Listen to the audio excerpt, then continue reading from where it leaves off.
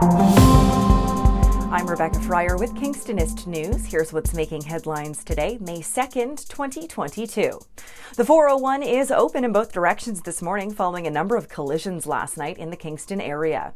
Shortly before 6:30 on May 1st, Kingston Fire, police, and paramedics were called to the scene of two collisions happening simultaneously in the eastbound and westbound lanes of the 401 between Sydenham Road and Sir John A. Macdonald exits.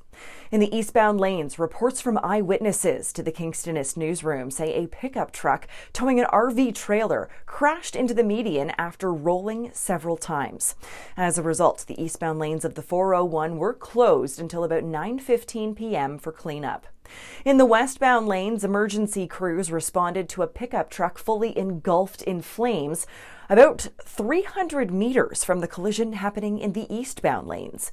The westbound lanes of the 401 were reopened as of 8 p.m. As of this time, the cause of both collisions is currently unknown.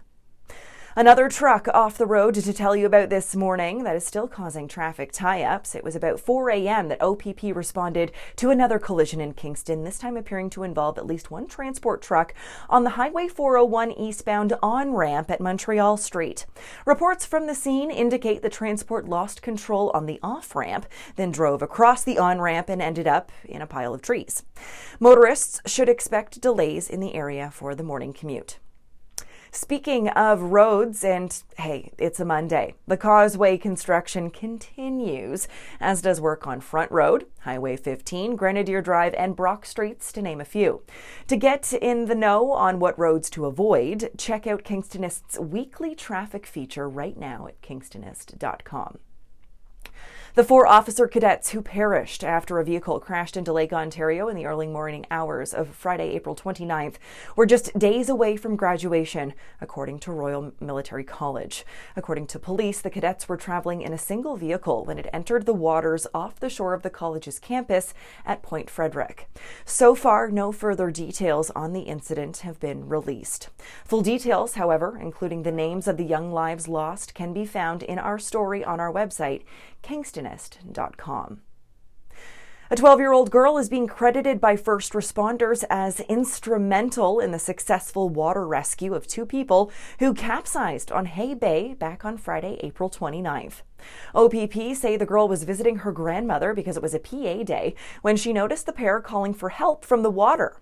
The grade 6 student jumped into action, alerting nearby adults, prompting a water rescue by Good Samaritans as emergency crews rushed to the scene. The youth was gifted a challenge coin by Fire and Rescue as a representation of valor, bravery, honesty, and loyalty of first responders, and a gift certificate for a frozen treat. And lastly, today is Monday, May 2nd. It not only marks the last day to file your tax returns, but it's also the first day that candidates can submit their nomination papers for the 2022 municipal and school board elections. For those planning to run for a seat or who already have their papers ready to file, city staff still suggest booking an appointment. And people interested in learning more about how to run for office can visit the city's candidate information page, which contains information on eligibility criteria and how to file a nomination, also campaigning, and everything else you need to know.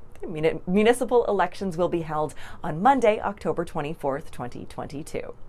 For more on these stories and other headlines, or to submit your own news, visit kingstonist.com and become a subscriber today. I'm Rebecca Fryer. Have a great one, Kingston. Boy, oh boy, it's a Monday.